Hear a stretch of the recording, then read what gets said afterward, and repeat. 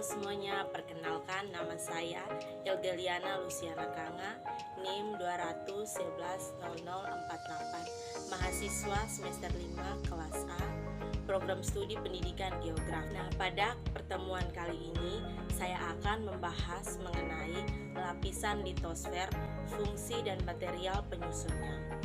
Kita akan membahas mengenai pengertian litosfer itu sendiri. Secara etimologi, litosfer berasal dari bahasa Yunani, yakni dari kata litos yang berarti batu dan sphere yang berarti bulatan. Oleh karena itu, dapat disimpulkan bahwa litosfer merupakan lapisan batuan yang membentuk kulit bumi yang paling luar yang tersusun atas batuan mineral. Selanjutnya, saya akan membahas mengenai struktur lapisan kulit bumi.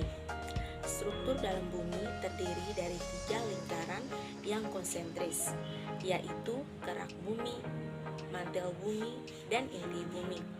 Yang pertama, kerak bumi. Kerak bumi adalah lapisan terluar bumi yang terbagi menjadi 2 kategori, yakni kerak samudra dan kerak benua. Yang kedua, mantel bumi. Mantel bumi merupakan lapisan yang menyelubungi inti bumi dan merupakan bagian terbesar dari bagian bumi, sekitar 83,2% dari volume dan 67,8% dari keseluruhan massa bumi. Yang ketiga, inti bumi. Inti bumi merupakan bagian bumi yang terdiri dari magma pijar. Di bagian ini, tekanan akan sangat tinggi. Inti bumi juga dibagi menjadi 2, yakni inti luar dan inti dalam, di mana inti luar itu berada di bagian luar dan berwujud cair, sebab lapisan ini tidak dapat dilalui oleh gelembung sekunder.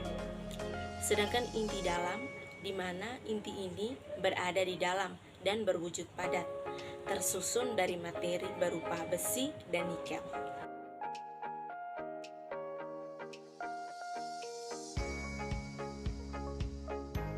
Selanjutnya, saya akan membahas mengenai komponen penyusun litosfer. Litosfer tersusun atas 3 macam material utama dengan bahan dasar pembentukannya adalah magma, dengan berbagai proses yang berbeda-beda. Berikut merupakan material penyusun litosfer. Yang pertama, batuan beku. Batuan beku merupakan batuan yang terbentuk karena adanya proses pendinginan magma. Batuan beku dibagi menjadi 3 macam. Yang pertama, batuan beku dalam. Batuan beku dalam terjadi dari pembekuan magma yang berlangsung perlahan-lahan ketika masih jauh di dalam kulit bumi. Yang kedua, batuan beku gam atau korok. Batuan beku korok terjadi dari magma yang membeku di lorong antara dapur magma dan permukaan bumi. Dan yang ketiga, batuan beku luar. Batuan beku luar terjadi dari magma yang keluar dari dapur magma membeku di permukaan bumi, seperti magma hasil letusan gunung berapi. Kedua, batuan sedimen. Batuan sedimen merupakan batuan mineral yang telah terbentuk di permukaan bumi yang mengalami pelapukan. Batuan sedimen berdasar proses pembentukannya terdiri atas 2, yaitu batuan sedimen klasik dan batuan sedimen kimiawi. Yang ketiga, batuan malihan atau metamorf. Batuan malihan terbentuk karena terjadinya penambahan suhu atau penambahan tekanan yang tinggi dan terjadi secara bersamaan pada batuan sedimen. Pertama, batuan malihan kontak.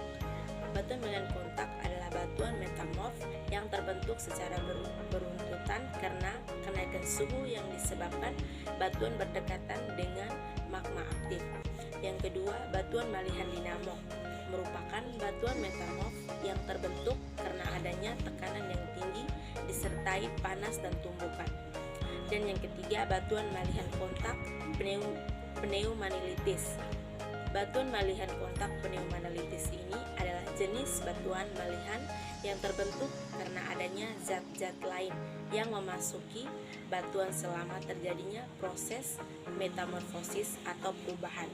Selanjutnya, saya akan membahas mengenai fungsi litosfer. Fungsi litosfer yang pertama, sumber energi. Litosfer mengandung berbagai jenis batuan seperti batuan beku, batuan sedimen, dan batuan metamorf. Kandungan tersebut membantu menyediakan nutrisi yang diperlukan untuk tanaman. Yang kedua, sumber tambang. Litosfer bagian bawah mengandung bahan-bahan mineral yang sangat bermanfaat bagi manusia. Lapisan litosfer mengandung bahan tambang, antara lain minyak bumi, gas, emas, batu bara, besi, nikel, dan timah. Yang ketiga, tempat hidup. Fungsi litosfer adalah memberi kehidupan di bumi. Litosfer menyediakan permukaan padat yang diperlukan untuk organisme. Demikian video singkat tentang lapisan litosfer, fungsi, dan material penyusunnya. Semoga video ini memberi manfaat untuk kita semua. Terima kasih untuk yang sudah nonton video ini. Jangan lupa like dan komen. Sampai jumpa.